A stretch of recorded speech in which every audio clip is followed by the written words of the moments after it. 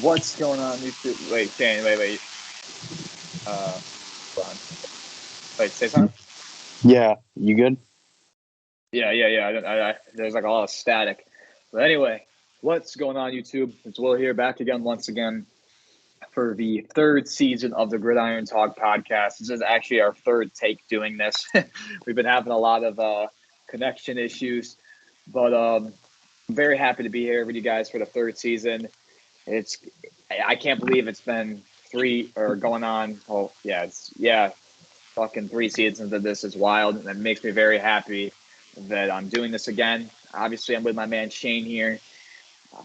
I'm very excited. This is my passion to be doing this for you guys. I love doing this a lot. But yeah, how have you been, Shane, in the off season? I've been good, man. Just grinding out. You know me. You know what the passions is. I have a new sense of inspiration to start doing more of these podcasts. Obviously, the main one being with you, talking about the NFL. But hopefully, we got a couple podcasts for more so me and like my gym guys and girls coming soon. So looking forward to that. But really looking forward to doing this every week with you, Will. So it's very exciting. Yeah, and I know last year we had a hiatus at the end of the year. Shane had a family emergency that we just never. I'm kind of like, if we miss it 1 week, then it's season kind of got, I guess, put on hiatus. But we are here this year. We're gonna be pumping out content. I know we missed the first 2 weeks. I was sick the first week, and the second week, last week, me and Shane could have done it, but we just wanted to work the kinks out of it, and we just want to make sure everything was good and everything looked good. Everything was writ well. We have the thumbnail from my boy Joey Christmas. Shout out to him. He's our third member behind the scenes. He does all of the editing and all of the thumbnails and stuff. So I really appreciate your hard work, man. Shout out you. This week he put Lamar Jackson, Tyreek Hill, and Jalen Waddle on the thumbnail. So yeah, for this season, I know we've had different formats. It seems like every year, but this year. We're going to have, we're going to go over the Thursday night game because, that already happened. And now we're just going to go over the rest of the NFL games on, like how we did last year. So, Shane, do you have anything you want to add before we go over the Thursday night game? No. Actually, there is one thing. I know we got a good amount of supporters out there. I just want to thank. Obviously, this is my podcast, so I thank Will for having me on here. Kind of a different retrospective of having an actual football player join the podcast and kind of talk about NFL. Because obviously, Will's kind of the statistic nerd, if you want to call him. That's what he calls himself. Pretty much. So having two different sides of the playing field, as I'll say, really makes it interesting. And hopefully you guys show your friends, your coworkers, whoever you think would be interested in the podcast. So obviously I would think Will would say the same thing. We thank for your support and every share, every like, everything, any interaction with us that you get, we appreciate it greatly. We do work throughout the week on, getting ready for the podcast. So we do thank everybody out there that supports us. No, yeah, and just a little quick intro on who I am. I know I should have done that to start, but, I forgot. My name is Will Meyer, 20 years old, from Syracuse, New York. And this is my passion. Like I said earlier, this is my third season of doing this. Actually, my second podcast. Last year I ran a podcast on the Las Vegas Raiders. So over on ultimatesportsnetwork.net or ultimatesportsnet.com. Ultimate Sports Network. Oh my God, I can't talk. So USN, but this is on YouTube. Maybe I'll get that one back up. But yeah, this is like one of my passions is doing not even just like football, but podcasting in general. And this year is going to be a big year with this. So yeah, that's who I am. Shane, you want to just introduce yourself real quick? Yeah, so like Will, I'm 21 years old, a year older than Will. My name's Shane Ryder. Me and Will, both from Syracuse. me and Will have known each other for 10, 12 years almost, maybe.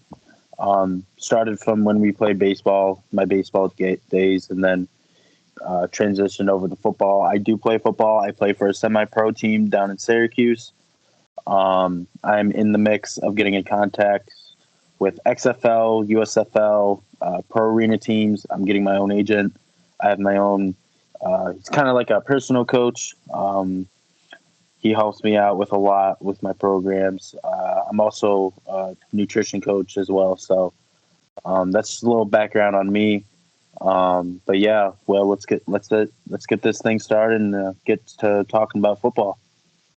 Yeah, guys, sit back, relax, grab a drink, get some food, because we're gonna go over all the games. It'll be a good first episode for the Week 3 edition of the Gridiron Talk Podcast. So let's start things off with the post game. Pittsburgh Steelers versus the Cleveland Browns. Cleveland won 29-17. The score is a little bit inflated. The Steelers tried to do like a lateral, and they fumbled and they got recovered. But still, the Browns comfortably beat the Steelers. Here are some of the Steelers' stats. Mitch Trubisky, 20 for 32, 63%, 207 passing yards, 1 rushing touchdown. Najee Harris, 56 yards on 15 carries, 3.7 to carry, 1 rushing touchdown, and also a fumble. And leading receiver for Pittsburgh, Deontay Johnson, 8 catches for 84 yards. For Cleveland, Jacoby Brissett, 21 for 31, that's 68%, 220 passing yards, 2 passing touchdowns. Nick Chubb, 113 yards on 23 carries. That is 4.9 yards per carry. That's awesome. He also had a rushing touchdown. And then for the leading receiver for the Browns, Amari Cooper, 7 catches for 101 yards and a touchdown. Jacoby Brissett, he looks solid for Cleveland. He's been a game manager, but that's completely fine. Nick Chubb looked great once again. He is proving why he is the top 5 running back in the National Football League. Another good game for the Browns that I did not mention was tight end David Njoku. He had 8 catches for 89 yards and a touchdown. Him and Amari Cooper are really underrated at their positions. What do you think about everything I just said, Shane? What are your thoughts on how each team looked?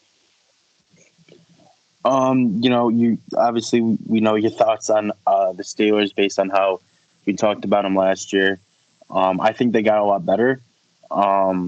I think they have a very, very underrated receiving core.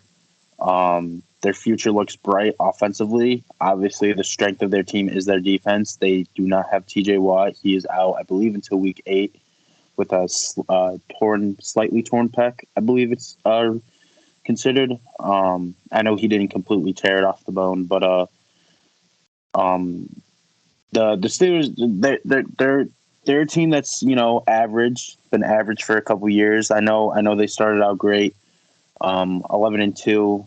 I don't think it was last year. I think it was the year before, and then ended up struggling and then being exited out of the playoffs. They're a much better team now than they were then, I believe. But for the Browns, I think they're a team that's just that just one piece away. And they have the one piece. They have Deshaun Watson, but unfortunately, he cannot play, I believe, until week 12. So they're gonna have to deal with Brissett until then. So they have, like you said, they have a great running back, Nick Chubb. I believe he's a beast. I think he could be the rushing leader this year, and he could very well be the best running back in the NFL. They're just gonna have to change a couple things on offense, and I think they'll be fine. Like I said before, Deshaun Watson, he's a piece of shit, with what he did. But you can't deny that he is talented at football. It's terrible that what he did, and I'm not condoning his actions by any means, shape, or form. But on the football field, he's a hell of a player. I know he didn't play at all last year, so it'll be interesting to see how he plays this year. But is he the missing piece? Who knows? Maybe he is, maybe he isn't. But you can't deny the fact that Deshaun Watson is an upgrade over Baker Mayfield. Now, some interesting facts about the Steelers. The Steelers are 0-6 without T.J. Watt playing at all times since he got drafted. I know T.J. Watt's a great player, but that is just kind of unacceptable. It's not good that you miss one player and you can't win. That's just not good at all. Mitch didn't look bad. I know I didn't really talk about him too much. but they have talent on offense. I talked about Najee Harris. I talked about Deontay Johnson. They got George Pickens, the rookie from Georgia, and they got Chase Claypool. And like I said in one of our previous recordings, Shane, they got a very young offense. They got Deontay Johnson, who just got an extension. They got Chase Claypool, who's on a rookie contract. They got Najee Harris, George Pickens, and Pat Fryermuth, all on rookie contracts. So this team looks like they're set on offense if Kenny Pickett develops well. But one good thing about the Steelers offense this week was that they played very well, considering that, Myles Garrett's not had a single sack, which, the Steelers offensive line is terrible. And it is good to see that they held an all-pro defensive lineman in check. My question for you for this game, Shane, is do you think they should start Kenny Pickett, or do you think it's too soon? I think it's too soon. They already have a young, like you said, young receiving core. I believe. How many players did you name? 5, 6. That's a lot of young guys on one offense. They got 5 on rookie contracts, or 5 on the whole team, or just 5 on the offense. On the offense. They got Kenny Pickett, they got Fryermuth, they got Najee Harris, Chase Claypool, and George Pickens. That's 5 players on rookie contracts. That's pretty much half your offense. That's 5. You got the running back, you got the quarterback, you got a couple wide receivers. That's the main stage of your offense. So I don't think they should start Pickett quite yet. I think wait till halfway through the year to see how the team overall is doing, and if things aren't going well, really early, throw him in there, see what he can do. But if things are steady throughout the year, I think you wait. I think you wait until roughly week 8, week 9, week 10, somewhere halfway through the year when he's more comfortable with the offense. You know what I mean? So don't start him yet. That's my answer. All right, Shane, want to lead us into our first game of the no, wait, actually, I agree. I don't think they should rush him either. He's the future of their team. And like Mitch Trubisky, like he was like not great, but he wasn't bad. He was just very mediocre, and I don't really understand the point of rushing Kenny Pickett. But Mike Tomlin doesn't want to, so I mean, he is a good coach. He knows better than you and I about starting a quarterback, Hall of Fame coach. But yeah, Shane, why don't you lead us into our first game of the actual, that hasn't happened yet? All right, so for the first game coming up this weekend that we're going to discuss is going to be Miami Dolphins versus the Buffalo Bills. Last weekend, the Miami Dolphins had a crazy fourth quarter comeback against the Baltimore Ravens. Tua Tagovailoa, I think that's how you pronounce it, had 6 touchdowns. I believe only 2 interceptions. He had a crazy game. That's all that needs to be said. He had his best game yet throughout his career. The key factor for Miami is their highly, highly underrated wide receiver duo of Tyreek Hill and Jalen Waddle. Both players had 10-plus receptions, 100-plus receiving yards, and I believe both had a touchdown as well. They're going to be a key factor against the Buffalo Bills, who unfortunately have a lot of key injuries into their secondary. Their defense is really good, so far this year, and a big reason is that secondary. So unfortunately, that's something you're gonna have to watch. Obviously, we know about Josh Allen and Stephon Diggs on the offensive side. My big question for you here, Will, is can the Buffalo Bills withstand Tyreek Hill and Jalen Waddle and how fast they are, how explosive they are, and will they be able to contain not even both of them, but at least one of them to stay in this game with their hurt secondary, or do you think Buffalo will still dominate like they have so far this year? It hurts them a lot because they we said their secondary's beat up. Tre'Davious White hasn't even played this year. I believe he tore his ACL. And that's a huge blow. Obviously, he's an all-pro corner. They just lost Micah Hyde. He hurt his neck against the Tennessee Titans. He's out for the season, another Pro Bowl, all-pro caliber talent. And then they lost Dane Johnson. I think Dane Johnson, not Jackson. Or is it Dane Jackson? Dane Jackson, I apologize. With a neck injury. So there's three starters on the defensive side of the ball that the Bills do not have. And it's time to step up for the other players like the rookie Elam from Florida, Jordan Poyer, the other safety. These people need to step up. These players need to step up to make the Bills secondary still good. Do I think they can contain them? I don't think so. If they had at least Micah Hyde, I would say yes. But I don't. I think Tyreek Hill and Jalen Waddle are going to run all over the Bills this game. All right, I have one more question for you, Will. Which team, like considering the fact that like I said earlier, they don't really have their starting secondary outside of their safeties. Which team do you think is gonna pull away with the victory and continue their hot start to the season? That's a great question. If people want to say the Dolphins, there's like no wrong answer here. People are going to say the Dolphins, people are going to say the Bills, but it's like the LA Dodgers in baseball. Like it's kind of hard to go against the Bills. Same way like you can't go. It's hard to go against the Dodgers in baseball. It's the same principle. How can you really bet against the Bills? They're the Super Bowl favorites, easily the AFC champion favorites. So I mean, I'm going to go with the Bills, but there really is no wrong answer here.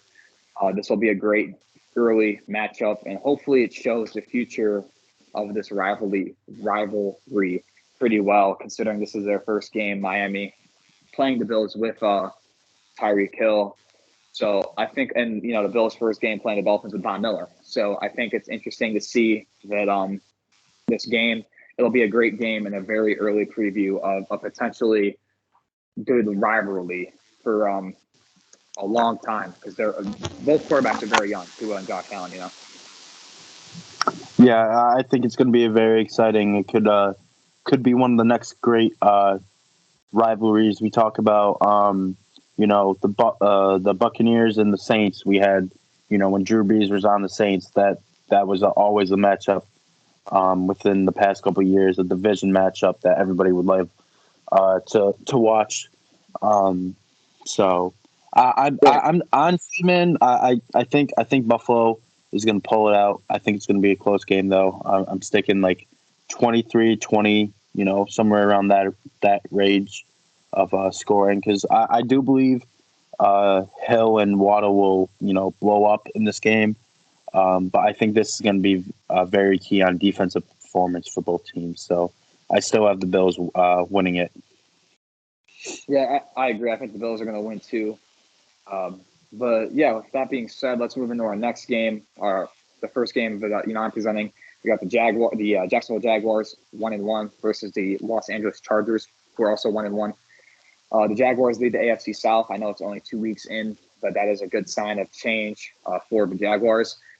If you want to chalk that up to Doug Peterson's coaching, Trevor Lawrence's progression, or acquiring key players such as Christian Kirk, rookie Trayvon Walker, rookie Devin Lloyd. Again, like I said with the last matchup, there really is no right answer. The Jaguars are just overall a much better team this year than they were last year. One thing that the Jaguars did have last week that was great was their defense. They shut the Colts out, which is a big step in the right direction. I know the Colts have struggled in Jacksonville, but I mean, shutting them out is great considering the Colts were favored preseason to win the AFC South. Josh Allen had 2 sacks. He had a great game.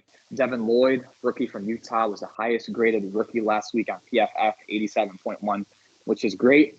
He had 1 interception, 6 tackles, and 3 pass deflections. The Chargers, on the other hand, they also looked great, but they did lose to Kansas City. They actually were better than the Chiefs in many offensive categories, such as more first downs, more time of possession, less penalties, and total yards, and they still lost. The pick 6 that Justin Herbert threw at the goal line really costed them the game. So, what do you think about like what I just said, Shane? Like the Jaguars defense and the Chargers kind of losing a game that they should have won. I think the Jaguars are very underrated. You've heard me say it a couple times already. There's a couple teams that are gonna really change it around this year, and I think the Jaguars are one of them. Their division is not good at all. You saw what the Bills did to the Titans. Right. So they don't really have any big teams in their division that's really going to stand out. So it's going to be a dogfight for not only the Jaguars but everybody else in that division to win it all. In division standpoint, when it comes to the Chargers, they got to keep up with the rest of their division as well. Obviously, the Broncos haven't started out how people thought they would. Patrick Mahomes and the Chiefs, they're always going to be good, with Andy Reid as their coach. The Raiders, too, they haven't won a game yet. The Raiders haven't won. They gave up a victory to the Cardinals last week, so they gotta keep the momentum going to chase after the Chiefs, which it looks like it's going to be the Chiefs and Chargers again at the top of the division. So it's going to be real interesting how both of these teams play this week, in hopes to get to the top of their division. Obviously, like you said, it's only week 3, but games like this really matter when it comes to the end of the year and close division standings. So it'll be fun to watch. So something to monitor is Keenan Allen's health and Justin Herbert. Keenan Allen has a hamstring issue, and Justin Herbert fractured his rib cartilage. Will they play? No, that's questionable. They both are, so I can't really answer that. I don't think Keenan Allen or Justin Herbert should play. It's week 3. You can afford to have upsets like this, and when he's your franchise quarterback, you want to be very careful with a rib injury, because if he theoretically broke his ribs, he would be out a long time, and their season would almost be over considering how strong the AFC is. So I personally would rest him. So, and if Justin Herbert does not play, I really feel like the Jaguars have a real chance to upset them this week. More on the Chargers, Khalil Mack and Joey Bosa have been an excellent pass rushing duo. They had a lot of hype in the offseason. Khalil Mack has 3.5 sacks, second to only Micah Parsons in the NFL, and Joey Bosa has 1.5. So 5 total sacks for 2 games is pretty damn good. Can't really complain about that. One factor for the Chargers, again, is their rushing offense. Austin Eckler only has 75 rushing yards through 2 games. That's not good at all. Only averaging 2.7 yards a carry. Again, not good at all. So hopefully he can turn this around, especially if Justin Herbert does not play. And lastly, Shane, my last question, flipping it back to Jacksonville, is do you think Trevor Lawrence will keep up his solid play? Trevor Lawrence is not throwing the lights out, but he's also not playing really bad. Do you think he'll keep his very modest numbers, or do you think he'll spike up or down? I think he'll spike up. Obviously, I think he needs to work on a couple things, but I think overall his game is definitely improving, and I think it will improve throughout the year. He just needs to gain more experience against better teams. Like I said earlier, the Jaguars division is not very good, so I think he needs to face better competition, and better competition. Iron sharpens iron. That old phrase.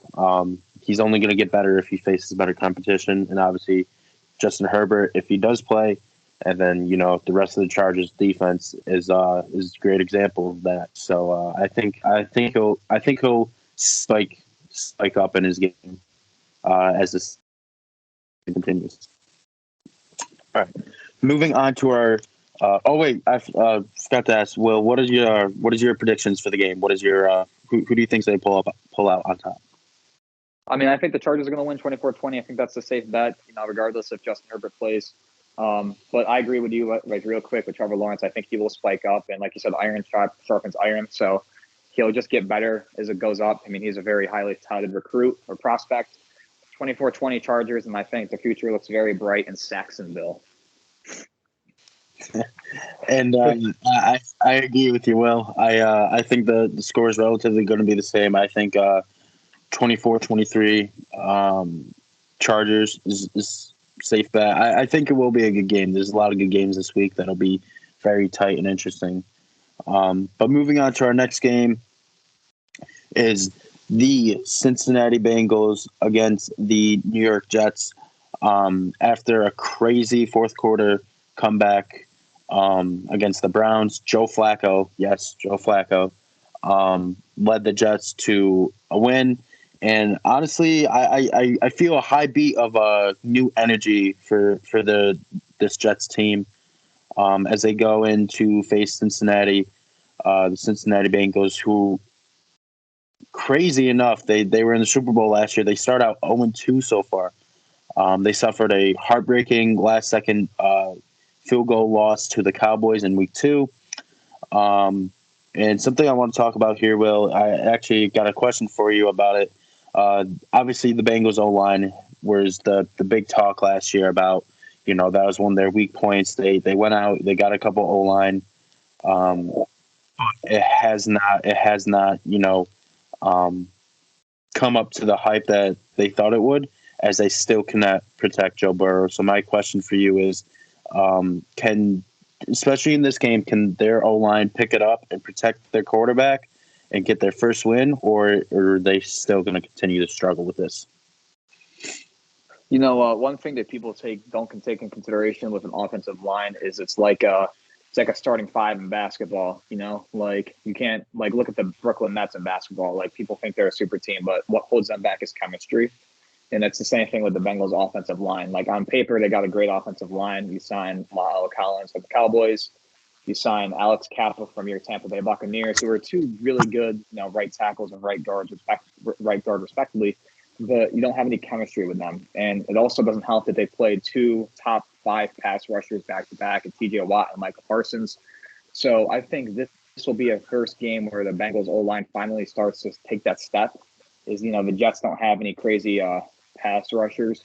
So I really feel like it'll start going up from here, and this is a good test for the Bengals to be like, okay, now we really need to kick it up, because there's really no excuses why Joe Burrow should be getting sacked 3+ times in this game against the Jets. There's really no excuse, I agree. And Joe Burrow, there was some crazy stat. I can't remember exactly what it was, but he's been sacked, I don't know, I think it was like 70 something times already in his career, or like I forget what it was, but it was a crazy stat line, and I just looked at it and I was like, wow, that should never happen in general, especially to a quarterback like Joe Burrow. One last question before we give our predictions for the victor. Is this a new beginning for the Jets? I mentioned earlier, I feel a new sense of energy with this team. Do you think this is a new beginning for the Jets for the future? No, yeah. I mean, the Jets, like I also said earlier, the Jets had arguably the best first-round draft, and you can't deny that it was a top 3 draft. They get Sauce Gardner, who was the best cornerback prospect, in my opinion. They get Garrett Wilson, who was, again, probably arguably the top wide receiver prospect in the draft. And they also get Jermaine Johnson, a defensive end from Florida State. So, you really those are 3 studs.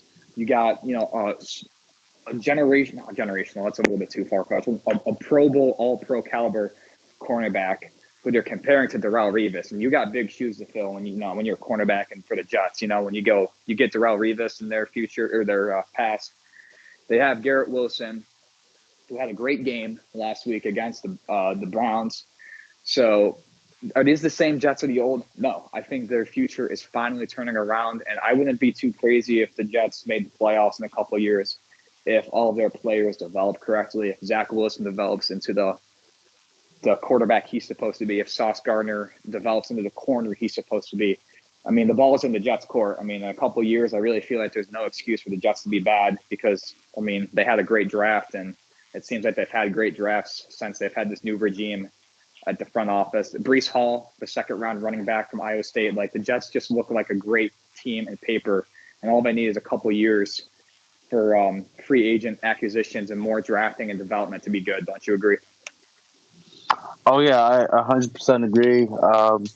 Like you said earlier, I think, Zach Wilson is, someone who needs to definitely improve. He had a lot of interesting stuff that happened in the offseason, but I think he'll be a great stud in the future. But I think I have this weird feeling. I think the Jets are going to pull a quick one out. I think it's going to be 17-14 Jets. What do you think, Will? Oh, I disagree. I think that the Bengals got to get this win. If they go 0-3, that'll be terrible. I still think it'll be a closer game. I think the Bengals will win 24-17, but I still got Cincinnati beating the Jets. So let's go into the next game, which keeps it in the AFC. All of our games have been in the AFC this week, which is so far, which is kind of interesting. But we got the Kansas City Chiefs, who are 2-0, versus the Indianapolis Colts, who are 0-1-1. So, obviously, Tyreek Hill's not on the Chiefs anymore, but no Hill, no problem. The Chiefs have not missed a beat offensively since trading Tyreek Hill in their first two games. They scored 44 points week 1, 27 week 2, averaging 35.5 a game. That's great. I mean, you can't really complain about that at all. Patrick Mahomes is an early MVP candidate. Him and Josh Allen are, in my opinion, the two front runners. 73% completion percentage, 600 passing yards, just under 600. 7 touchdowns, no interceptions. He looks better than ever this year, and he proves why he's arguably the best quarterback in the NFL. Flipping the script to Indianapolis, the Colts, on the other hand, are not living up to their expectations at all this year. They barely came back to tie Houston, and they got embarrassed last week against the Jaguars. What do you think of the Colts' performance in the first 2 weeks, Shane? Shane? I think the Colts, they just need to get better. They need to give they need to give Jonathan Taylor the ball more. I believe he only had 9 carries last week. Correct. They just offensively, like we've said this a lot with a lot of the teams we've discussed so far, that they need to mesh to get to reach their full potential. I think it really matters to the Colts. They have a new quarterback, obviously Matt Ryan. I mean, there's not much more you can really say. They just need to mesh together. Yeah, I agree. Someone of Jonathan Taylor's talent, though, should not be getting 9 carries. Yeah, I think he should be getting at least double that. But going on, like you said about Matt Ryan, he has not looked good at all. He threw 3 picks last week, no touchdowns, and 195 yards. That's just not good. And a completion percentage of 53. He needs to transition into a game manager. It's not 2016 anymore, and the Colts don't have a Julio Jones. I know that's a generational talent, but they don't have like a really, really, really good wide receiver talent.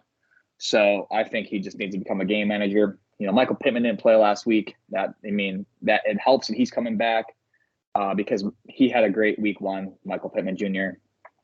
But what do you think about Matt Ryan becoming into a game manager? Do you agree with that or do you not? I 100% agree. Obviously, he could still, fling the ball out when it's necessary to. But for the most part, I think he should, take it back, let Jonathan Taylor be Jonathan Taylor.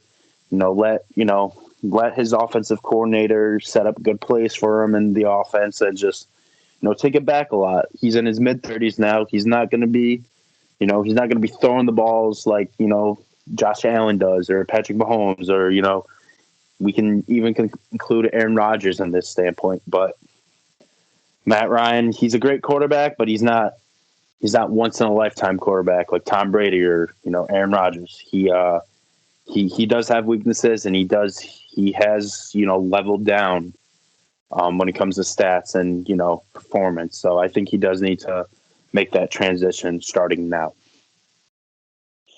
Big question mark for the Colts is if Will Shaq, formerly known as Darius Leonard, makes the season debut. He has missed the first 2 games due to recovering from an off-season back surgery, and someone of his talent, he just does everything. They call him the maniac for a reason, or maniac. So he just forces fumbles. He literally just like rips the ball out. It's fun to watch him play. He forces a lot of turnovers. So hopefully he comes back because the Colts need him on defense. And lastly, should the Colts have stuck with Carson Wentz? That's my question for you, Shane, because Carson Wentz, was he bad last year with the Colts? No. Was he really good? No. I mean, but like Carson Wentz was not terrible with the Colts, his touchdown to interception ratio was 27-7, overall QB rating of 95. So he wasn't really terrible, but he wasn't the best. And also, like when you talk about how Matt Ryan's in his like later 30s, he's 37 years old. Carson Wentz is 8 years younger than him. He's 29. So theoretically, Carson Wentz could have been their quarterback of the future for at least 5 years. But what are your thoughts on that? Do you think they should have stuck with Carson Wentz or not? It's trick of the trade. It's kind of flip a coin, see what happens. I didn't think Matt Ryan was 37. I thought he was a little younger than that. So that kind of points my decision to keep Carson Wentz, but. You've seen in the past Carson Wentz is very inconsistent. And do you want someone like that at quarterback? No. Is Matt Ryan the best quarterback out there? No. But he was, and I believe still is at elite level quarterback. So I think they just chose what they wanted now, and they just went for Matt Ryan. So should they have kept Wentz long term? Yes. If they wanted to fix now, no, they should. They did the right decision going for Matt Ryan. But long term, I think this will hurt him in the long run. So we'll see what happens. My pick to win this game, yeah, we will see what happens. Hopefully, Matt Ryan was the guy. He is older, but I guess time will tell. My pick to win this game, a little bit of a blowout, 31-17, the Chiefs. What do you think? Who wins this game, the Chiefs or the Colts? I mean, there's not really much to say here. Obviously, MVP front runner so far, Patrick Mahomes. He's been going off. He had, I believe, 5 touchdowns last week. It's similar to you. I think it's going to be 35-14 Chiefs. But is there anything else you want to add to this discussion about this game? No, I think we can move on. Hopefully, the Colts do turn their season around, though, because luckily their division's bad, but they do need to turn it around quick, though, Yeah. So moving on to our next game. This is a very underrated game in the standpoint of how important it is for both teams. We got the New Orleans Saints versus the Carolina Panthers. Both teams coming off losses, as it's a NFC South battle. A couple key things in this game is, one, will Alvin Kamara be a factor in this game? He was inactive last week versus the Bucs. I'm not 100% sure if he's confirmed to be playing in this game. I think Will probably has that. Will, yeah, like I said, I think Will might have the answer for that one. He pays more attention to stuff like that rather than me. A big. This is kind of a prolonged question, but this is my first question for you here, Will. Is Jameis Winston in trouble in New Orleans? He's still staying inconsistent. He continued to struggle against the Bucs. He had, I believe, 3 picks. I believe. Can he recover? Can he recover from that performance against Carolina and its high-powered defensive pass rush? The Saints need to stay with the Bucs in this division. Obviously they lost to him last week, but do you think Jameis Winston is in trouble with his spot in New Orleans? I don't think so. I mean, I know Jameis Winston, he's been very inconsistent in his career. I mean, that's a fact. Can't deny that. But you look on the plus side, you look at a guy that when his last season with the Bucs, he did throw 30 interceptions, but he also threw 33 touchdowns and threw over for 5,000 yards. Like, you can't deny that the kid has talent, but he needs to watch the turnovers. And personally, I feel like this is probably his worst game he had as a starter for the Saints, period. I'm not even talking last year. I'm talking in general. This is probably one of his worst games he had. And I also, you got to realize that he had he broke his back. He has 4 fractures in his back. So it's even crazy that he's even playing like that. That just might be very painful. So I think Jameis Winston is going to be fine for the Saints. He'll be there for this year and next. If he still keeps on playing like this, they can always draft a quarterback in a couple of years. But I think I don't think he's in trouble now. They also have the option of Taysom Hill, but they've really moved him over to a tight end type of hybrid type of player. So it'll be interesting to see what they do. We'll see even if Winston plays. I don't know what the condition of his back is, but you are right. He did have some back issues as well. My next question is, well, not question. It's more of a statement that leads into a question. Is the Saints need to be able to stop the run. They did an okay job against Leonard Fournette, but they cannot let CMC go wild in this game. If they stop the run, can the Saints contend with the Panthers, who have had relatively two good games? They faced your Giants last week, I believe, and they lost at the very end. But can they beat the Panthers here, and can they contain their offense with Baker Mayfield and CMC, Christian McCaffrey. So you're asking who I think's going to win this game? Yeah. Yeah, I don't know. It's a tough question because will Jameis Winston play? I think the safe pick is this is a tough one. I mean, I can't really say. I mean, I think the Panthers kind of need to win this game. I feel like Matt Rule's on the hot seat, their head coach. Baker Mayfield, he played okay against the Giants, and Christian McCaffrey, he didn't really have a good game. I know he ripped off that one big run against the Giants, but besides that, the Giants really kept him in check. But I'm going to go with my gut, and I'm actually going to change it. I think the Saints are going to win here. No, I'll go with the Panthers. Final answer, Panthers. Yeah, it'll be a really close game. I know I keep on flip-flopping, but it's going to be a really interesting game to see if the Panthers can – what? Go ahead, Will. Go ahead. Oh, no, I was just saying, like, it can go either way, but I think the Panthers are going to win. I mean, a team with all the talent they have on offense should not go 0-3, Who do you think wins? I think the Panthers win. I don't think the Saints are really, like I said, they kind of struggled against the run last week. So if Christian McCaffrey, and let's not forget Baker Mayfield, he can make. He's not like just a pocket passer. He can make some moves on when he gets out of the pocket. So I think they need to watch out for that. I think the Panthers win this one 27-24. And let's not forget, the Saints are like the team that's expected to contend with the Bucs in their division. So they lose this game, that could be, really bad. Obviously, the Falcons and the Panthers already started off bad. But the Saints, like you said, they really need to win this game, but I just don't see it happening.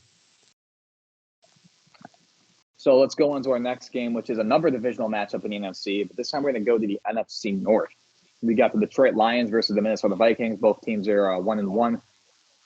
And the Lions finally look like they're taking a step in the right direction. Their offense has been clicking, something I never thought I would say. That Dan Campbell is proving to be a good coach and leader. If you guys haven't watched Hard Knocks, I know I haven't, but I've seen some clips online of him leading the Lions, and he seems to be a great presence in the locker room, a great leader, and that's what you want from a head coach. And the Lions have talent, young talent, on both sides of the ball. You got Amon-Ra St. Brown, second-year player, DeAndre Swift. I think he's a third-year player on the offensive side of the ball. And on defense, they got rookie from Michigan, Aiden Hutchinson. He had a great game, 3 sacks against Commanders. And then Jeff Okudah, I know he was a third overall pick a couple years ago. He's been having injuries, but he had a pretty good game against the Commanders as well. Another player who had a good game is Jared Goff. Now, overall this year, he's been solid, but last week he had a great game. 4-touchdown game against Washington. He could be a little bit more accurate, but besides that, he has not been the issue for the Lions. He's been pretty damn good. The Vikings, on the other hand, they looked bad last week. Their offense couldn't do nothing at all. I know the Eagles, they are arguably got the most complete roster in the NFL. Their defense has talent, but scoring only 7 points against them is just not good, especially with all the talent Minnesota has. So my first question is about Kirk Cousins. What are your this is a very general question, but what are your thoughts on Kirk Cousins? Do you think they should move on from him, or do you think they should keep him? See, Kurt, you can't. It's kind of a difficult question. You look at the stats, and you think, okay, this man, why would someone trade him?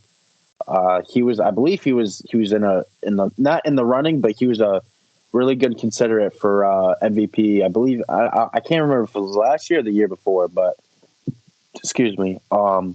He's a good quarterback. He just has some inconsistency issues, as a lot of players in the NFL do. I don't think they should get rid of him. I think they need to challenge him. I think, listen, we have a roster for you, offensively, defensively. Go make something happen with it. And if you can't, you may have to move on for you. I don't think they need to, send him away packing like the Browns did Baker Mayfield, but they need to challenge him, because I think, honestly, like I said earlier, iron sharpens iron.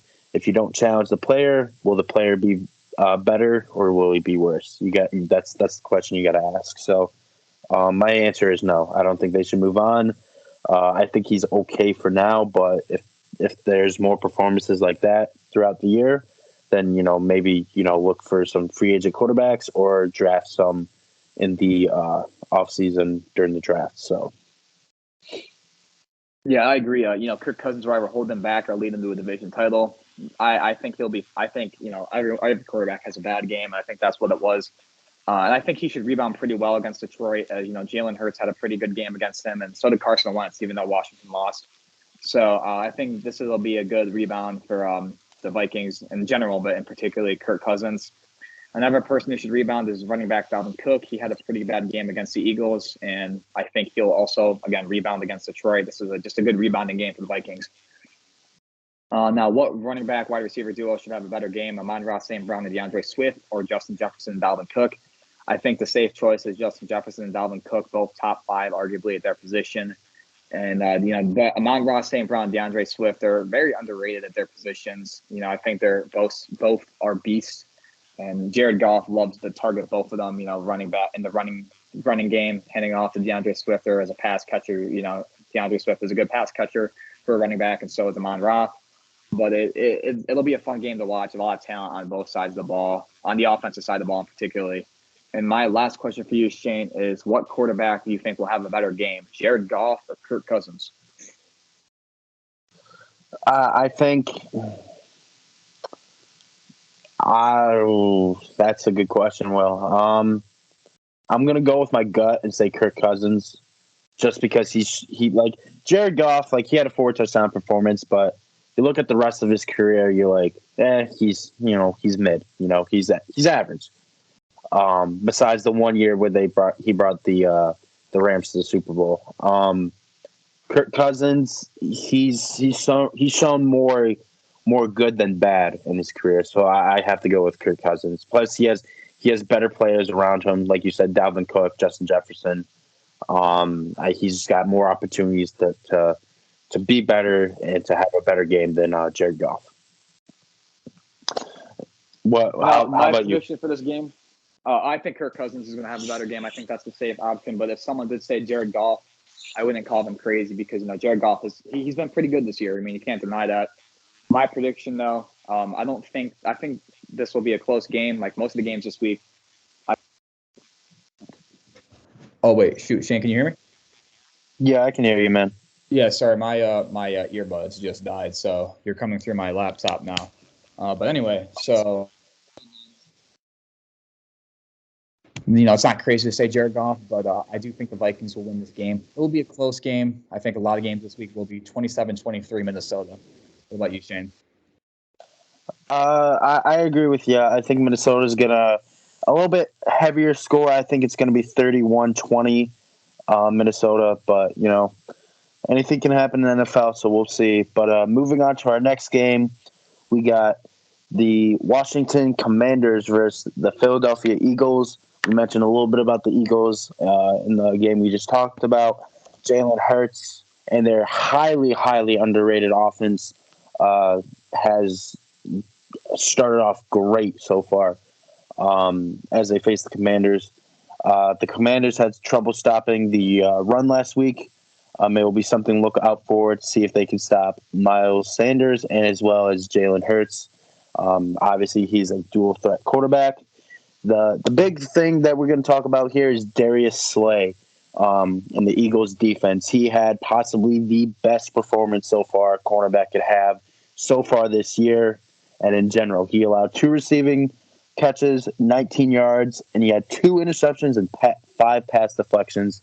Now, this is my biggest question for you here, Will. It's not about the team. It's about Darius Slay. Do you think he's a front runner, consider it only being week 3, front runner for Defensive Player of the Year if he keeps performing like this? That's a good question. I know cornerbacks. I know Stephon Gilmore won it a couple years ago, but cornerbacks really don't win Defensive Player of the Year. Statistically, you have to say yes. You can't really deny that he's had a great start. Big play Slay, as they call him. So yeah. In my opinion, it's him, Khalil Mack, and Micah Parsons are the 3 guys right now. I don't really know who else it could really be. But like you said, it's only week 3. It'll be week 3. So, but for the first 2 weeks, you can't deny that Darius Slay has been playing good. He had a great game against the Vikings, and you can't deny he did lock up Justin Jefferson. And he had 2 picks. So yeah. Could add more. He dropped a couple passes that turned into pass deflections. So he could have had a way better game than he actually did if he didn't make those pass deflections. But for this game, it's honestly I don't think there's really much to debate about. I think the Eagles are going to run away with this game. I think it's going to be 27-13. I don't really see what the Commanders and Carson Wentz could really do against the Eagles. Like you said earlier, they have the most complete roster in the NFL. In our opinion, I mean, others could say other teams, but I think the Eagles I think the Eagles are going to make the playoffs this year, and I think it's going to be a very good season for not only the Eagles but Jalen Hurts as well. So my prediction, 27-13, Eagles over the Commanders. What about you, Will? I think the Eagles are going to win 27-16. But the Eagles do look really good. I think Jalen Hurts is the question mark. They got a very complete roster, and if he develops into a good passing quarterback, which he has been doing really well, he's been playing awesome. I think the Eagles are a very scary team and very underrated too. I don't feel like people realize how good the Eagles really are. So yeah, I do think the Eagles will win the game though. The next game we got is going back to the AFC. Definitely should be a very interesting matchup to say the least. We got the Baltimore Ravens versus the New England Patriots. Both are 1-1. The Ravens blew 21 points in Miami last week. Their secondary looked terrible in the fourth. However, they were playing pretty good the first 3 quarters. They have a chance to rebound against a weak wide receiver room in New England. Lamar Jackson played out of his mind last week. 4 total touchdowns, 318 passing yards, along with 119 rushing yards. Awesome. I mean, you can't really complain about Lamar Jackson. He's been playing great. It's a shame that they lost, but Lamar is doing everything great for Baltimore to succeed. The Patriots, on the other hand, they beat the Steelers last week in a defensive game, 17-14. The Patriots sacked Trubisky 3 times last week, and Lamar last week wasn't sacked once. The Patriots need to keep him in check and to win this game. I know that's kind of common sense, but obviously it's difficult as it's Lamar Jackson. Mac Jones, talk about him. He's been a game manager this year, just like last year. His touchdown to interception ratio is 2-2. I guess that's not really what you're looking for, but considering how he doesn't pass the ball a lot, I mean, he can't really score more. Although Mac has made some good throws, like he did to Nelson Aguilar last week, an example, that make you question why they don't air it out more. Do you think it's just because Bill Belichick doesn't trust him yet, or do you think what's the reason for the Patriots not passing the ball more? I just don't think they can. You know what I mean? Like you said, they have a very weak receiving crew. I mean, like last year they had above average rushing attack. They did run the ball surprisingly well. I besides the fact that they just don't really have a big star wide receiver or any pass catchers that are very consistent, there's really no other answer besides that one, in my opinion. Right. So what team has a better rushing offense, Shane? Do you think it's the Ravens or the Patriots? I mean, because with the Ravens, it's really just like I don't want to say one-headed because they do got stars. But really, when you think of their rushing offense, it's just Lamar Jackson. J.K. Dobbins is good, but nothing compared to Lamar Jackson when he runs the ball. Or would you say the Patriots have a better offense? Overall, better offense or better running game? A better running game. I mean, I apologize. Better running game. I mean, if you want to include Lamar Jackson, then I'd say the Ravens. But not counting, QB runs, then I'd say the Patriots. They have more consistent running game, I should say. J.K. Dobbins is good, but like you said, Lamar Jackson is kind of a big one-headed, comparison when you talk about the Ravens running game. Lamar Jackson already has more than what was it? I think he was compared to Mike Vick. I can't remember exactly what it was, but he has like more 100-yard games, I believe it was, than any QB, and the next closest was Mike Vick. like Vic did that over his career. Lamar Jackson is in what, year 5, year 6, maybe?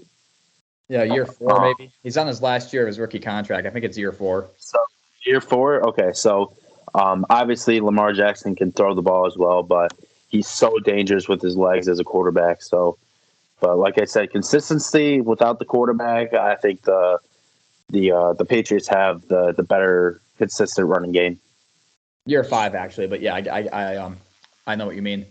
And lastly, my last question is: do you think Lamar Jackson will continue to play the high level running and passing the football? Or do you think his passing numbers are going to drop a bit? Or I think it depends on what the teams, obviously Lamar Jackson doesn't completely decide what the offensive game plan each week is, depending on the team.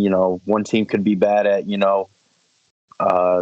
covering the wide receivers, or, their passing attack isn't really good, or their pass rush, I should say, isn't good. So if they don't have a good pass rush, maybe they do more QB design run plays, or maybe a different team they face, they throw the ball out a little bit more. Lamar Jackson can do both, so it's going to be really interesting to see. But I think it'll stay pretty consistent on both ends. So I think he'll be just fine.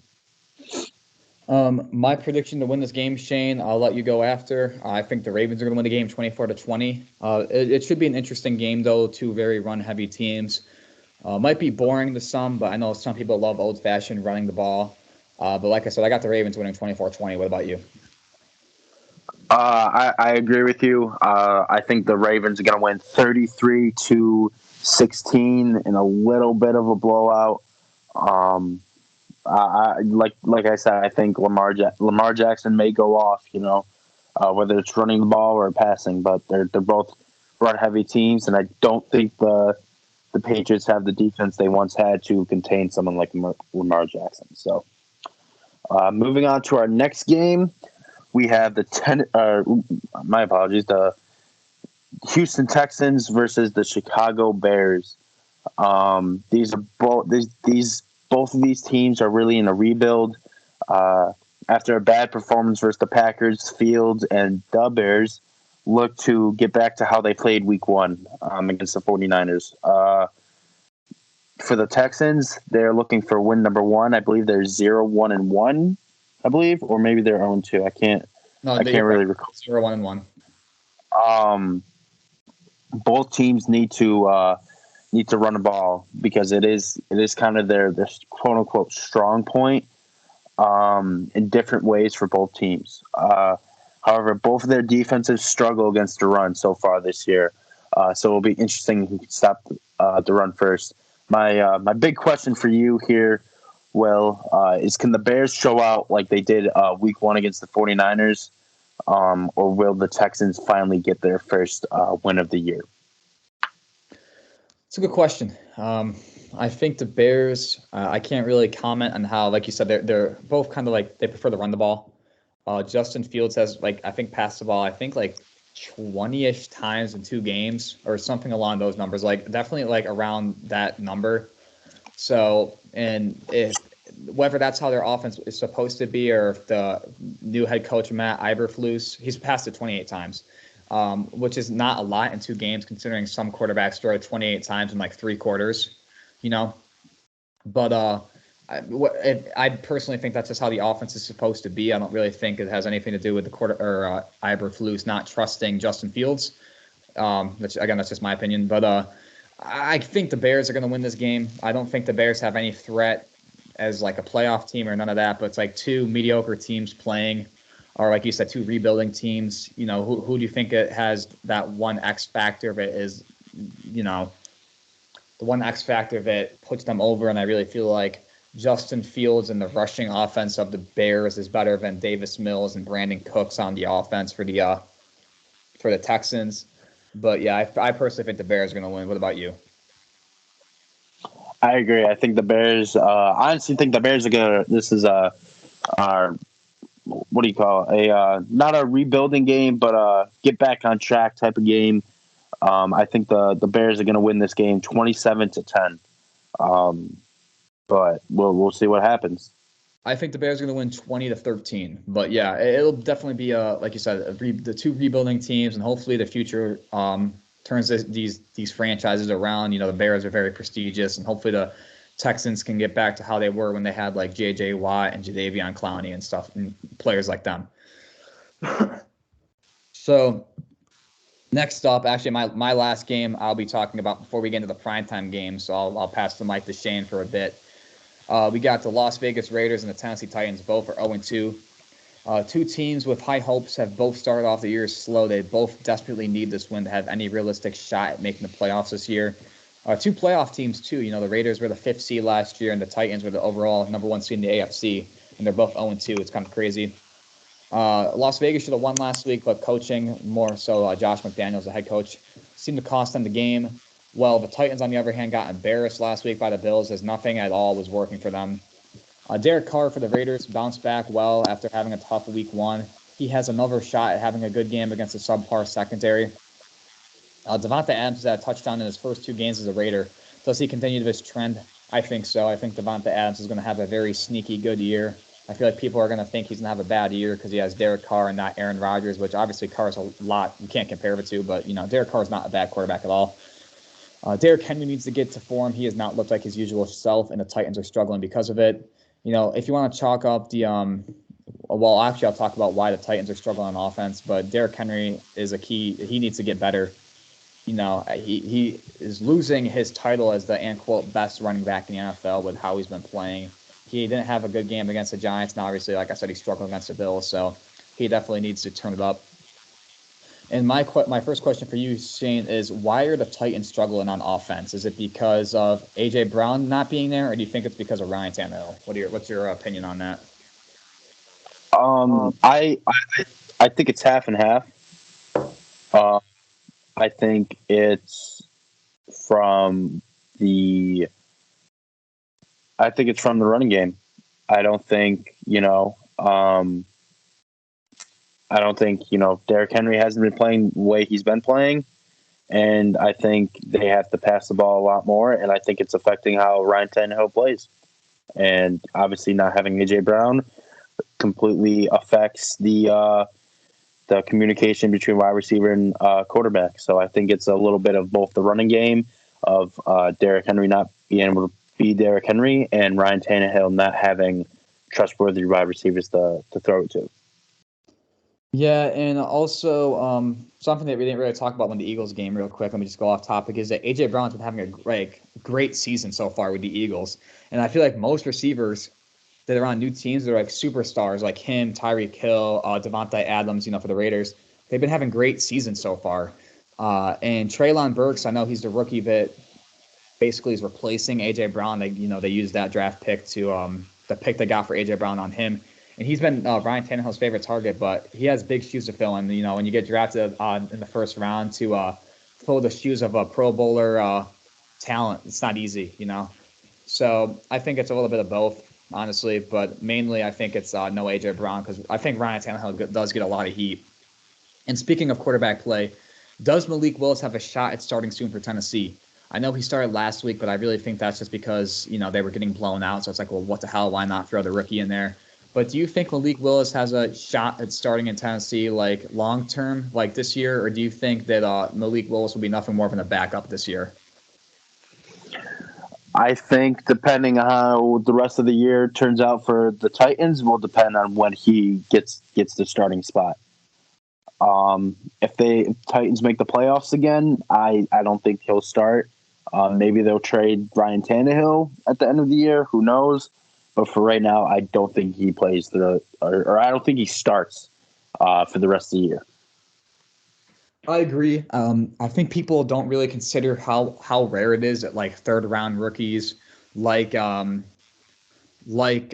Willis or just like players, other players that get drafted past the second round, third round plus for quarterbacks. They don't really start a lot. I mean, think of it. It's kind of rare to find a guy like, not like Tom Brady's level, but like a quarterback like him that's a 20-year starter starting at the 6th round. You know what I'm saying? That's really uncommon.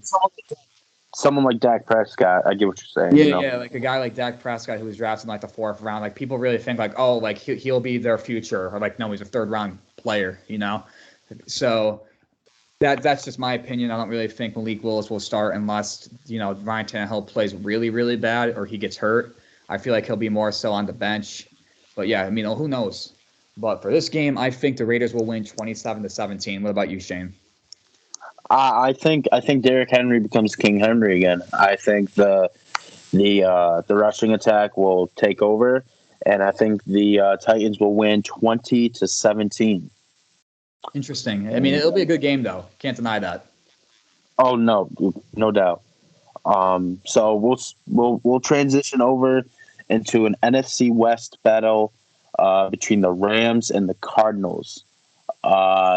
Matthew Stafford, Cooper Kupp, Jalen Ramsey, Bobby Wagner, Kyler Murray, Aaron Donald. There's a lot of big names here for both teams. Cardinals are coming off a crazy comeback. Kyler Murray finished it off with his legs. And,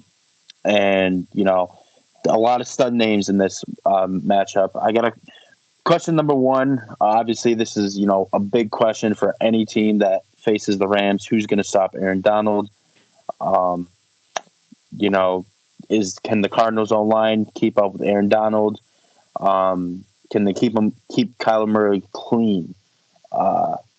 With 5 interceptions so far in 2 weeks, here's the big question for you, Will. I want you to answer this one. With 5 interceptions so far in 2 weeks, can Matthew Stafford start playing like he did last year and reconnect with Cooper Kupp and get Allen Robinson more involved with their offense? That's a good question, Shane. I think people maybe forget, or maybe they just don't believe, or like I said, they forgot. But Matthew Stafford actually led the league in interceptions last year, which again, kind of crazy considering that they won the Super Bowl and most people consider him to be elite. But he actually threw 17, and his ratio this year is 4-5. He's throwing more interceptions than touchdowns. And I just feel like that's the risk you get with Matthew Stafford. He's obviously not a bad quarterback. He's like a gunslinger kind of, but he's just that's what happens. He just pushes the envelope and he tries to make risky throws. So I think he will that's just how he is. So it's not really good nor bad because he makes up for it with the good throws he makes. But I do think he will tone down the interceptions more. And when you have the talent of Cooper Kupp and Allen Robinson on the same team, I know Allen Robinson is not as good as he used to be, but you get a top 2 receiver in the NFL. I think I think Matthew Stafford will be fine personally. Do you think, staying with the Rams here, do you think Jalen Ramsey continues to be Jalen Ramsey and have another lockdown performance? He sealed the game off last week with an interception. Do you think he locks down on the Cardinals receiving core this week? I think he does. I think Jalen Ramsey has gotten a lot of flack because he didn't have the best game in the Super Bowl, and he also didn't have a good game against the Bills. But I think he'll have a pretty good game. Do I think he'll be locked down? I'm not too sure, but I definitely think he'll be good. It's kind of hard to have, it's kind of hard to bet against Jalen Ramsey. He's still the best cornerback in the NFL, But what do you think? I agree with you. I think Ramsey gets too much hate because he has the best cornerback in the league. Then when he has a bad game, he kind of gets hated on a lot, and people seem to forget in my opinion, cornerback is the hardest position to stay elite in. In general, obviously, quarterback is the hardest position to play, but when it comes to elite performance, there's very few corners that have been at the top of the game for very long. And, Jalen Ramsey is one of those guys who has done that, and he's been doing that since he came into the league. So I think he'll be fine. Mm-hmm. But moving on to our next game, it'll be the Green Bay Packers against the Tampa Bay Buccaneers. The Tampa Bay Buccaneers, their defense look like they're back.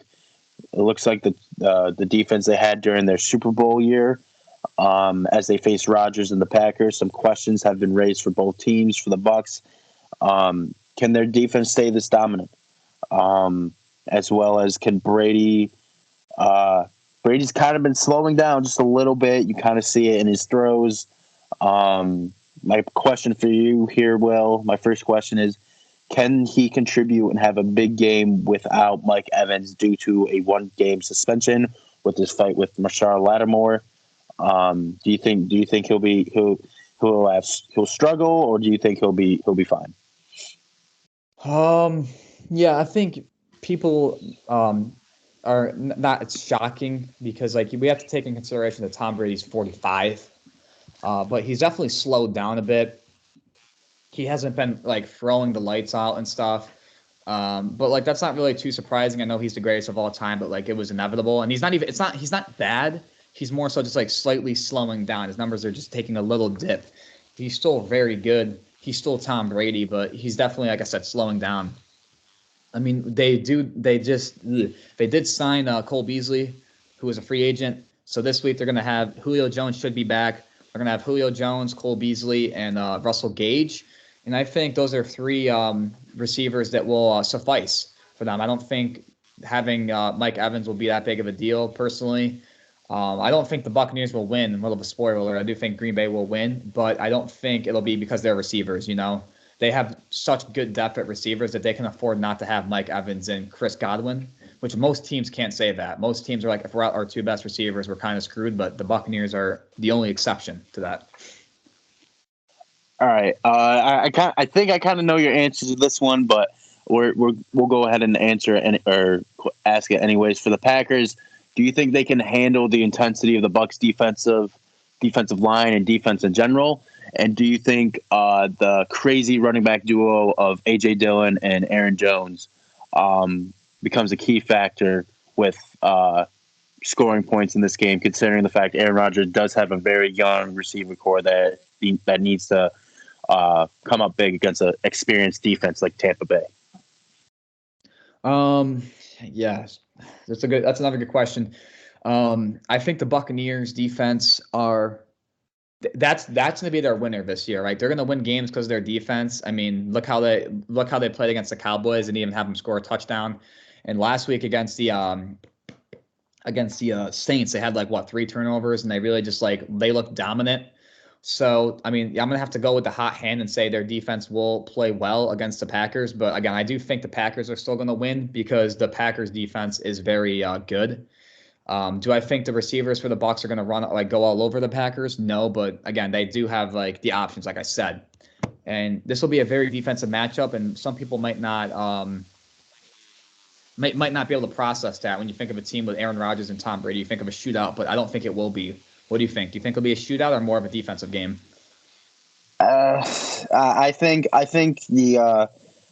it'll be a defensive oriented game for the Bucs, and I think it's going to be a run heavy game for the Packers. I think it'll be a mixture of both. I think when Aaron Rodgers needs to fling it, he'll try to fling it. Like I said, he has a very young receiver core. We know how Aaron Rodgers gets with his wide receivers when they're not producing. We saw it in week 1. We also saw it in week 2 as well. Right. But we'll see. I personally think the Bucs are going to win this one in a close one. I think it'll be a nail biter. I think it'll be 21-20 Tampa Bay. And like you said, I think what wins them this game is their defense. I think the Packers are going to win 20-17, but again, it'll be a very defensive game, very close game, and this could be the last time we see Tom Brady play Aaron Rodgers, which is kind of eye-opening, I mean, if it's not in the playoffs, I do think this is going to the last time we'll see Rodgers versus Brady. So it'll be something fans should definitely tune in to see, because obviously both are still at very high levels of their game, but obviously time is starting to catch up to Brady, or maybe it's just his wife. Who knows? Literally. But on to our next game. It is the Seattle Seahawks versus the Atlanta Falcons. This is kind of a forgetful game, considering both teams are kind of struggling. And you wouldn't think that with the Seahawks, beating the Broncos and beating Russell Wilson. But they're 2 very mediocre teams. Geno Smith and the Seahawks face off against Mariota and the Falcons. A little stat line here for you, Will. I know you enjoy the stats, so you probably already know this already, but trying to show I got some stat brain knowledge up in here too. The Seahawks rank fourth worst in scoring offense so far with 12 points per game, but they're slightly better on the defensive side, ranking 15 with 21.5 points allowed for per game. With the Falcons, they're generating 26 points per game, ninth ranked in the NFL. Excuse me, and then they're 27th in the NFL on the defensive side, allowing 29 points per game. There's not really much to discuss with both of these teams, besides they're looking towards the future. I have a question for you here, Will. Do you think the Falcons can pick up the intensity on the offensive side? They haven't really been scoring. They've been scoring, but they're not scoring as much as people thought. And do you think the Seahawks can show promise with a bad O-line and Geno Smith as their quarterback? So the first question with the Falcons and their offense, I really think this might be a crazy take, but I really like their key pieces of offense. And what I mean by that is their team, like many, young. In Drake London, who people thought I was crazy. I've been high on him since he got drafted by the Falcons. I'm like, this kid's going to be a stud, especially with Calvin Ridley out for the year, and most likely he'll get traded when the season's over. He's a great stud receiver. It reminds me a lot of Mike Evans. I'm not saying Drake London is at Mike Evans' level. I'm saying more like he plays like Mike Evans. You know how Mike Evans is like a go up and get the ball type of guy. Like his route running is not phenomenal like Devontae Adams or Hunter Renfrow. It's more like, you toss the ball up to Mike Evans, he'll go up and grab it. That's what Drake London reminds me of, like a 50-50 type guy. And not to mention Kyle Pitts. I know he's had a very slow start to the year, but you can't deny his talent. I mean, he's a tight end that can line up wherever, outside in the slot, the outside slot lineup. It's a tight end. He can do it all. He's a generational talent at tight end. So those two are going to be key in Atlanta's future. So for you said about their offense, I think Marcus Mariota holds them back, honestly. The Seahawks, on the other hand, how will they be with Geno Smith? I think the Seahawks are going to be a very bad team this year. I don't think they should have beat the Broncos. I think the Broncos shot themselves in the foot too many times, and Pete Carroll is just a better coach than Nathaniel Hackett. So when you think of the Seahawks, you don't think of Geno Smith. You think of DK Metcalf, Tyler Lockett. You think of players like that. So to answer your question was the Seahawks offense, I think it'll be sluggish because Geno Smith is mediocre. I think he had one good game and people are like, oh my God, Geno Smith is a god. That happens. Like a below average quarterback can have a good game. Like look at Mitch Trubisky, he had a good game one time and people thought he was great, No, I agree. A small rebound question. Do you think Pete Carroll is not the Seahawks' only hope, but say the Seahawks go 7-10 this year with the talent they have on their roster? It's not that much.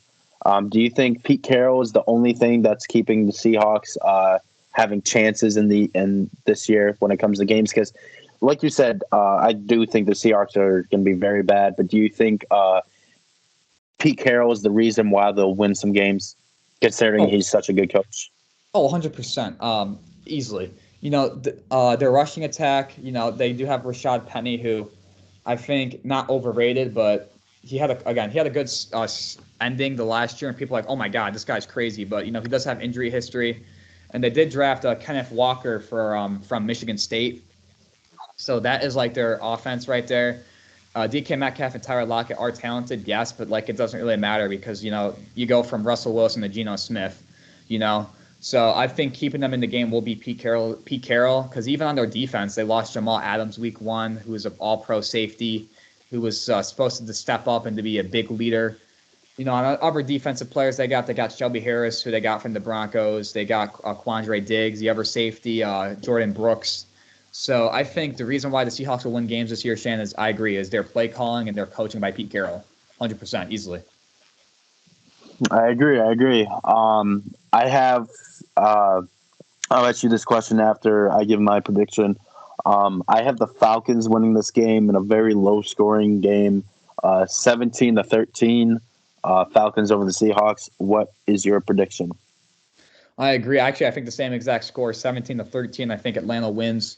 And I think the Falcons, if they draft correctly and they continue, like, no, I don't think Desmond Ritter is their future, but like I said, like, you can't deny that having Drake London, who's been having a great start, arguably the front runner for Offensive Rookie of the Year, and Kyle Pitts, two young talents that have potential to be great. You can't deny that might be the future for the Falcons, Oh, no, 100%. But yeah, I do think the Falcons will win. Even though Seattle is a tough place to play, I think the Falcons will win the game. It should be a good game. Hopefully they get their first win of the year. Yeah, Seattle is a very hard place to play for any team at any level. We got 2 more games left. The reason why Shane took it for the last couple of ones is because we got 2 primetime games, so I wanted to do these 2 last. The first one is a Sunday night game. San Francisco 49ers versus the Denver Broncos. Both teams are 1-1. Russ versus San Fran, the classic rivalry, but now Russ is in Denver. Now, Jimmy G is now, again, the starter for the 49ers due to Trey Lance being out for the season with a broken ankle. Quick fun fact, Russell Wilson's only lost to the 49ers 4 times in his career. He kind of owns them. I think his record against them is 17-4. But it is interesting to see that. Yeah, I never really realized that, but I mean, I guess it makes sense with there was a period where the Niners were really bad after like Colin Kaepernick and before Jimmy G, they were really bad, So yeah, after the Legion of Doom, that's what took them out. Yes, but like the Niners had like Patrick Willis and Vernon Davis, like obviously Colin Kaepernick. Willis retired, Kaepernick, and the whole kneeling issue, and makes a lot of sense now when you really think of it, bigger picture. Russ cook, I guess. Yeah, pretty much. But the Broncos, speaking of letting Russ cook, he needs to start clicking on offense because the Broncos undeniably have a lot of talent on offense. They got Cortland Sutton, they got Jerry Jeudy who might play. They got Alberto, the tight end, KJ Hamler, Javonte Williams, and Melvin Gordon, obviously Russ. So my point is they have a lot of talent on offense. So scoring 16 points in their first 2 games is really unacceptable. That is just not good. Like the New York Giants should not be having a better offense than the Denver Broncos. Like that is, come on. Speaking of more on Russ, Russ has been average for the Broncos. I think he hasn't been playing lights out, but like he hasn't been playing like shit. He's just been playing like meh, okay. I think he will get better as he learns the offensive scheme and starts to mesh with Jeudy and Sutton more. What do you think about that? Do you think Russ will slowly get better, or do you think he'll keep on playing like pretty mid? I think basically the moral of this podcast today is, iron sharpens iron. Teams need to mesh together to be good, and it's really key when a new great quarterback comes in. There's very rarely does a QB start off really, really, really well on the new team. Tom Brady, Tom Brady's literally the only exception I can really think of. He won a Super Bowl his first year with the Bucs, but from going to Seattle to Denver, it's very different. Russell Wilson pretty much got special treatment when he was with Pete Carroll and the Seattle Seahawks. Ever since he came in 2013, I believe, 2013, yeah. He's been in a couple Super Bowls. He's won one. And then he transfers over to kind of a rebuilding type of team with the Denver Broncos, who have all the talent in the world to be really good. And he's got to adapt to the offense. So I think he'll be just fine after this week. I think he'll start to pick it up. So we'll see how it goes. So flipping the script back to the 49ers, they're Jimmy G's team now, and I've told this to many people. People don't realize that Jimmy G he might not be the best quarterback, that's a fact, but like he's a great leader, and the players and the front office loves Jimmy G. He's a leader, he has charisma, and you can't teach that. and people really undervalue that of being a good leader. So I really feel like Jimmy G, it's great for the organization and the players that he's back because they love him, and so does Kyle Shanahan. And he looked great after Trey Lance got hurt against the Seahawks. I know the Seahawks, like we said, aren't a good team, but like it still shows that like, okay, like Jimmy G still has it. He can still be a pretty solid quarterback. It's good to see that. And also getting George Kittle back. He is playing this week. He missed the first 2 weeks to a groin injury. He will be back, and he obviously makes his offense better. He's a top 5 tight end, so awesome. The 49ers defense, on the other hand, they've also been incredible. They've only allowed 19 and 7 points in their first 2 games. And when we think of Defensive Player of the Year, I know I'm going to talk about Micah Parsons next. We talked about Darius Slay. Another person out there is Joey Bosa, or my bad, Nick Bosa. He started the season hot with 3 sacks. He's only behind Khalil Mack and Micah Parsons. So Nick Bosa is a beast, and he is awesome. And he is he is a leader on this defense. My first question for you, Shane, is are the Niners a better team? Are the 49ers a better team with Jimmy Garoppolo or Trey Lance? What's your opinion? Trey Lance, 100%. Okay. He just gives them more options. You know, Jimmy G isn't a dual threat quarterback where Trey Lance can do both. Mm-hmm. So, and then with George Kittle coming back, that you know, the motion, they can do a lot of different things with that offense because obviously, Deebo Samuel, he can come out of the backfield. I think he scored a touchdown from the running back position last week, or maybe it was week 1. Trey Lance just gives them way more options, like not only quarterback option, jet sweep, play action, 5 wide. It gives them so many more options offensively than it would with Jimmy Garoppolo. I agree. I can't really say. I think Trey Lance is a project, but one thing I will say that anonymous players on the team and in the organization think they are a better team with Jimmy Garoppolo than Trey Lance, which is interesting to say the least. I can't really comment on that because Trey Lance only played 2 games, and it's kind of crazy to think he'll be in year 3 with only starting like less than 5 games. So the 49ers have a big question mark here if who's going to be their quarterback. If they're going to stick with Jimmy G or they're going to give Trey Lance another shot, So with the Broncos, do you think the Broncos are one of the most overrated teams in the NFL? Yes, I do think so. Plain and simple. What do you think? I think they're overrated. Yep. I think that the talent, they have the talent, but I think people are overriding the talent as in, I had a conversation with a couple of my teammates and one of my agents the other day, they're speaking of Russell Wilson and the Denver offense and their defense. They're talking so highly about him. I just don't see it. I don't see Denver winning that division. I don't see them. I see them being a wild card team, but that's it. I don't see maybe in the future. Maybe AFC title game.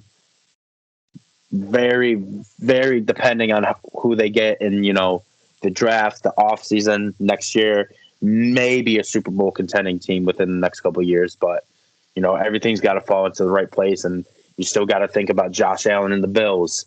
Obviously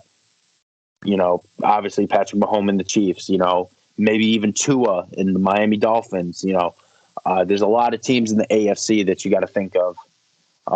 When it comes to Denver and being a playoff team. And my last question for you before I get to our last game is, who is to blame for the Broncos' sluggish offense, Russell Wilson or head coach Nathaniel Hackett? I think it's more so his play calling. Nathaniel Hackett's play calling has been pretty interesting to say the least. I mean, Russ is not being perfect either, but I do think that, if I had to point the finger at one, I'd have to give it to Nathaniel Hackett. But what do you think? Is it Russ or the head coach? Head coach, 100%. If you look back at the loss versus the Seahawks, I believe there was 15 seconds left, and he just told Russell Wilson, we're going to kick the field goal.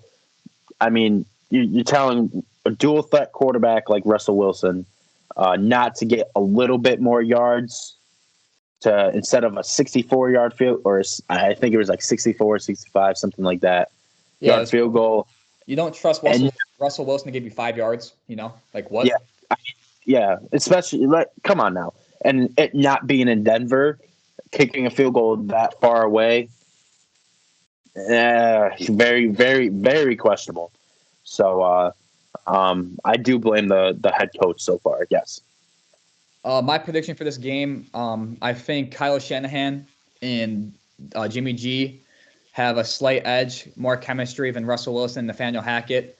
I think the 49ers win a very close game on Sunday night, 20-17 San Francisco. What do you think, Shane? I think it's relatively close to that. I think it's going to be 21-18 49ers. In the last game of the week, capping off our first episode of the podcast, we persevered through technical difficulties and stuff, thank God. We got Monday Night Football, the Dallas Cowboys versus the New York Giants. The Cowboys are 1-1 and the Giants are 2-0. I can't believe it. The classic rivalry meets again with a little different start. As usually the Giants are 0-2 and the Cowboys are 2-0, or the Cowboys are 1-1, the Giants are 0-2, but the New York Giants are 2-0 for the first time since 2016. Am I dreaming or is this real? The Giants have been winning their games close. They are winning because of their play calling and their defense, something you don't really see nowadays. And that defense is going to get even better because Azeez Ojulari, second-year player out of your school, Shane, Georgia, and first-round draft pick Kayvon Thibodeau are both slated to make their season debut. And this is, I'm not even trying to be biased here. I mean, Shane, you can chip in afterwards. I think these two have potential to be a great pass rushing duo for the future. You have a second-year player and a highly touted rookie prospect. I mean, what do you think about this pass rushing duo for the future of the Giants? You think they have potential to be big, or do you think they're going to be? What are your thoughts on them, Ojulari and Thibodeau? I think they'll be good. I think they'll just need some time to develop. As any great, defensive player, it takes time to develop. You saw it with Aaron Donald. You saw it with, there's very rare exceptions with pass rushers where they come off the gate really well. TJ Watt is one of them. He progressed a year or two, and now he's, whether you want to admit it or not, Will, I know you're very opinionated when it comes to TJ Watt. He's a beast. You can't deny it. Yeah, he's a beast now. He's a beast. He's a beast. He is. He's a dog. He's a dog. Certified dog. When you said it's very rare for a rookie pass rusher to be good, I mean I can think of two: Nick Bosa, who I just talked about, and a guy on the Cowboys, Micah Parsons. But I'll get to him in a little bit. That's when you think of two. Go ahead. Those were the two I was thinking of exactly. Same with the Nick and Joey Bosa for that matter, the Bosa brothers, as Bosa. Well as Micah Parsons. But besides that, I think that because sometimes the team plays in a role with it. I think with the Giants defense, they're not the craziest defense in the world so far. They've been playing well, but with the defense, I think it'll take a little bit for them to progress over the year. But I do think that they'll be a very dangerous duo. I agree. And going to talk about the Giants offense, Saquon Barkley, my favorite player, number 26. He's, having a great season so far. He leads the league in rushing yards through 2 weeks. He is the focal point of the Giants offense. He had a great week 1. Week 2, he kind of slowed down a little bit, still had around 75 yards rushing. You can't really complain about that, going against a tough Panthers defense. And the quarterback situation, Daniel Jones, again, looks like a game manager. I know I said that about Jacoby Brissett and Mac Jones. Nothing wrong with being a game manager. I know people think it's bad nowadays or game managers are terrible, but you don't need a quarterback to be like Patrick Mahomes. Does it help a lot? Hell yeah. I mean, that's a fact. That helps, but I mean, look at the Giants. They're 2-0 and their quarterback is being a game manager. He hasn't looked bad. He doesn't look like an all bowler, but he hasn't looked terrible, He looks improved. I believe it was week 1. Maybe it was against the Panthers. It was against the Panthers. I believe it was third and 5, 3rd and 8, maybe even it was 4th down. He ran out of the pocket instead of throwing it into a tight situation in a very critical time. He just ran it and he got the first down, and that set him up for the field goal. So he's a quarterback that's learning. So he's getting better and better every single game. Now, going to the Cowboys, and you have to think that because they have Brian Daboll, who was Josh Allen's offensive coordinator. and Mike Kafka was Patrick Mahomes' quarterback coach. So you can't deny that they must have helped Daniel Jones a lot in the offseason. But going with the Cowboys, like I said, no Hill, no problem with the Chiefs. No Dak, no problem. Cooper Rush led the Dallas Cowboys against the defending AFC champions to victory. Took them on the game-winning drive. He looked pretty good. My first question to you, Shane, is do you think he can keep them afloat until Dak Prescott comes back, or do you think that was like a one-trick, like a one-game miracle type thing? I think he'll be okay. I just don't think they'll win games. I think I don't know what the set timetable is for Dak Prescott. I think it's week 6 he's coming back. Mm-hmm. I'm not 100% sure if that's correct or not. So don't quote me on that. I think there'll be a 500 team until Dak is back. Is Cooper Rush a good backup? Yes, he is. Is he going to win games? No, it's going to be Micah Parsons and that defense of the Cowboys. I know you wanted to talk about him for a little bit, and this is kind of the intro into that. Micah Parsons has been a beast. He's had, I think, multiple sacks in each game. I think he has 7 sacks already? 4. Or am I the 4? So that's still 3 games or 2 games, 4 sacks. That's especially against the teams they faced. It's pretty convincing that Micah Parsons could be the front runner for Defensive Player of the Year. Yeah, Micah Parsons, he looks insane. Like you said, early Defensive Player of the Year candidate. I mean, easily. I mean, who can you say else? And one of the best defensive players in the NFL. And I have not seen a player that is as versatile as Micah Parsons, because when people think of him as a pass rusher, but he is a Swiss Army knife and the perfect linebacker. He can stop the run. He can play zone. He can do a QB spy. He's much more than just a pass rusher. And I think that he is the only player, correct me if I'm wrong, that can do everything that a linebacker does at the top tier. Correct? Would you agree? Everything. I mean, 100%. I agree. There's only a couple other players I could even think of. Devin White being one of them, but he doesn't do it as explosively as Micah Parsons does. But the only player I could think of that does that in any sort of way comparable to Micah Parsons is Devin White. But I do agree with you. Micah Parsons is, as a linebacker speaking, like you said, I do play football. I'm a pass rusher. I play linebacker. When I see his game, he is the vision that I am looking for my game. He's the perfect all around linebacker. I wouldn't even consider him a pass rusher. Consider him all around linebacker.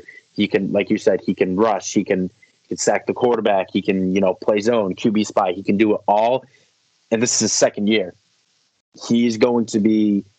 I don't want to say the next biggest feared defensive player, but he is the guy that offensive coordinators got to be like, okay, what do we got to do to keep him away from our ball carrier, from our quarterback, from the wide receivers, from everybody on our offense? Micah Parsons is the real deal.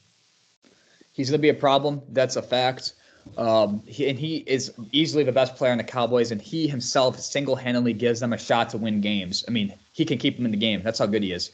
My 2 questions for you, Shane, is who has an edge at quarterback in this game? Cooper Rush and the Dallas Cowboys, or Daniel Jones and the New York Giants? Daniel Jones and the New York Giants, 100%. Okay. I don't really need to explain. I kind of did earlier. Daniel Jones is getting better, like you said. He's got connections from Patrick Mahomes' old QB coach and the offensive coordinator for the Bills, former offensive coordinator of the Bills, I should say. But Cooper Rush, he just doesn't have the experience that Daniel Jones has. So you got to give Daniel Jones 100%. Some people are buying into the Cooper Rush hype. Like I said, I don't think you should. I'm not even trying to be biased. I do think Daniel Jones is better than Cooper Rush. But like you said, he's been improving. And lastly, which team has a better pass rush? I know this might be a stupid question, but when you think of the Cowboys, you think of just Micah Parsons, When you think of the Giants, you have, like I said, you have Azeez Ojulari and Kayvon Thibodeau making their season debut. So which team are you going to take, the one player and Micah Parsons, or are you going to take the duo of the making their debut duo of Ojulari and Thibodeau? Who are you taking there? I'm gonna say Cowboys, but I'm gonna give a third option. I'm going to say the Cowboys because Micah Parsons, he is great, but he makes the rest of the defensive line better as well. And you have seen it through the first 2 weeks as well, because obviously Micah Parsons, he's a big pass rusher or a big defensive guy, but he's making the defense of the Cowboys much better. You saw it versus Tampa. You saw it versus Tampa Bay, and then you obviously saw it against the Bengals. Right? Yeah, and Bengals. Another player I forgot about on the Cowboys defensive line, like you're saying, is DeMarcus Lawrence. I think he's almost become overshadowed by Micah Parsons. But, DeMarcus Lawrence, he's a beast. Leighton Vander Esch, he's more of just like a Mike linebacker, but, he's a good linebacker. Anthony Barr from the Vikings, these are like players that the Cowboys have gotten to help Micah Parsons at the linebacker / pass rushing position. But my prediction for this game, I'm not trying to be biased, knock on wood. Hopefully I don't jinx it here. But I think the Giants will win this game. And I know we said in the analysis of this week, a very defensive game in some of them. But this one will definitely be a very defensive game. I think both teams score under 20 points. I got New York winning 17-13. What about you, Shane? I have it 20-19. New York Giants. Had a little brain fart. I think the key difference here is I think Saquon Barkley pops off against the Cowboys. I think he has 100 yards plus. I think he scores a touchdown.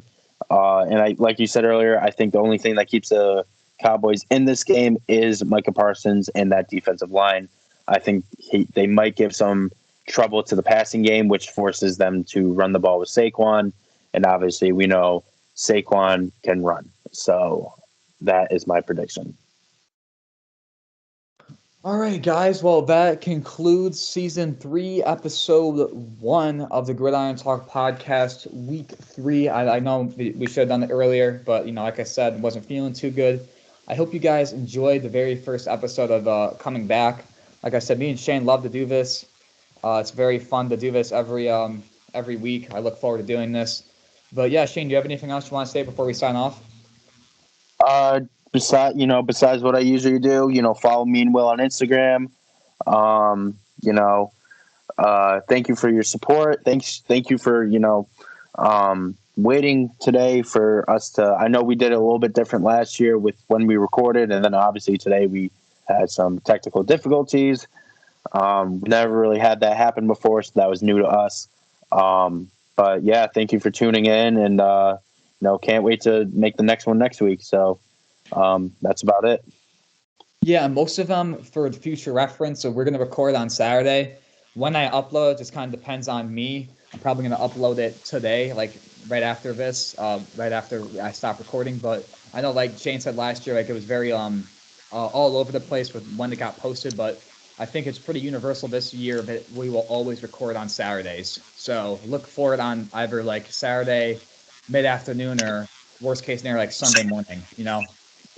Yeah. But yeah, stay tuned for next week. Next Saturday we'll be recording. Like Shane said, follow us on Instagram, Twitter. Give us a like, follow, subscribe, comment. Share it to your friends and family. Stay tuned for more episodes. Again, we're gonna do this all year up until Super Bowl 56 or 57. I mean, my apologies. Super Bowl 57, or is it? Yeah, 57. I think. Yeah, whatever. The Super Bowl this year in Arizona. We're gonna be doing that all year. So yeah, stay tuned and thank you guys so much for watching, and I'll see you guys next week. Thanks again for tuning in.